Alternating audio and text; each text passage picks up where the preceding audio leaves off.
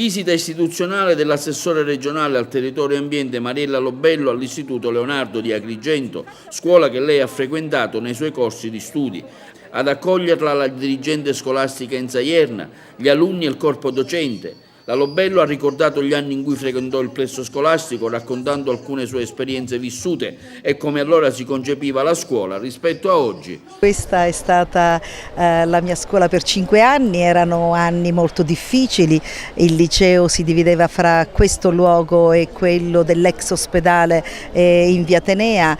allora gli anni erano quelli del 70-75 e devo dire che vi torno anche con una certa emozione, l'ho scelto di venire qui ad inaugurare l'anno scolastico e credo che siccome da questa scuola sono uscite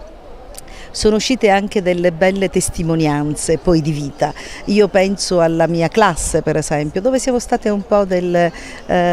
forse delle donne, eravamo nella stragrande maggioranza donne, non dimentichiamo che erano gli anni in cui i corsi femminili erano distanti da quelli maschili, poi al terzo anno invece c'è stata una riunificazione per cui avevamo 5 ragazzi nella nostra classe, una classe un po' particolare con donne molto coraggiose e per certi versi anche molto disubbidienti. Tante le iniziative, oggi una visita istituzionale dell'assessore Mariella Lobello, che tra l'altro è stata anche alunna del Leonardo, ma in particolare per testimoniare l'impegno che il vostro istituto ha per le tematiche ambientali.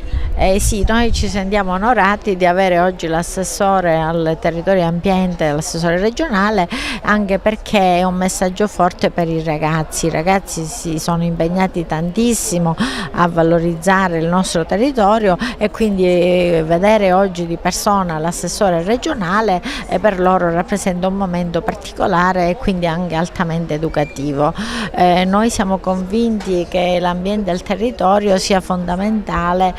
non solo per la Sicilia ma per qualsiasi regione d'Italia, perché proprio valorizzando il proprio territorio con le caratteristiche peculiari si dà anche ai ragazzi l'opportunità di capire il valore che ognuno di loro ha e il senso che ha